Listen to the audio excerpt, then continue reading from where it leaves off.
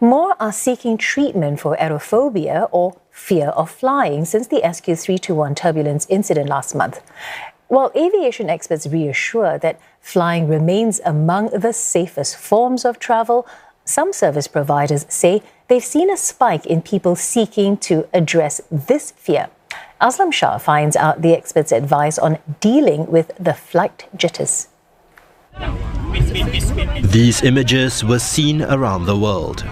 Severe turbulence on a Singapore Airlines flight from London to Singapore left 1 dead and over 100 injured.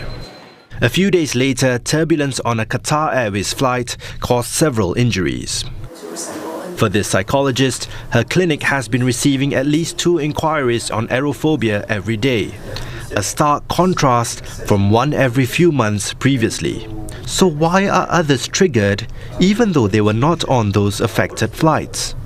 It's a reinforcer for those people who are predisposed to such anxieties. When incidents like these happen, people talk about them. They talk about them with their social circles, they talk about it with their friends and their families. And what then happens is when we talk about our fears and we hear other people experience the same fears, one, it normalizes our fears. So in our mind, that is something to be afraid of. Fear of flying results in several symptoms. This includes headaches, sickness, heart palpitations, or even sweating. It's the body's way to warn the person of a perceived danger. But with flights being such a common mode of transport, the impact of having this fear can be devastating.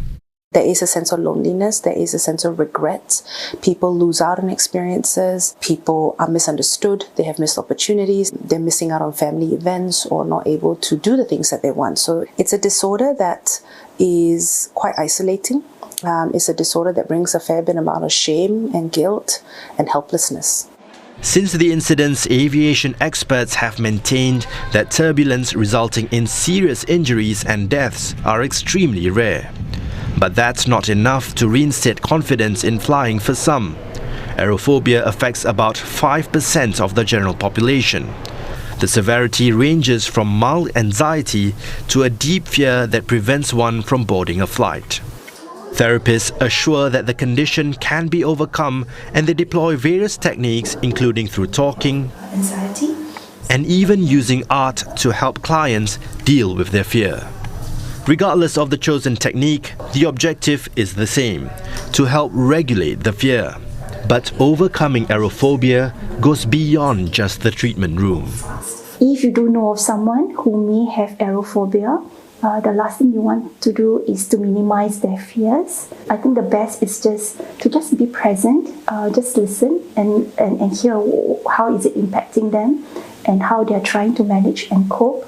And if, let's say, you find that it is very impairing, maybe a suggestion to get professional mental health support might be very helpful. According to the latest data from the International Air Transport Association, 2023 is among the safest years in aviation, with just 1 flight that resulted in fatalities out of about 37 million flights.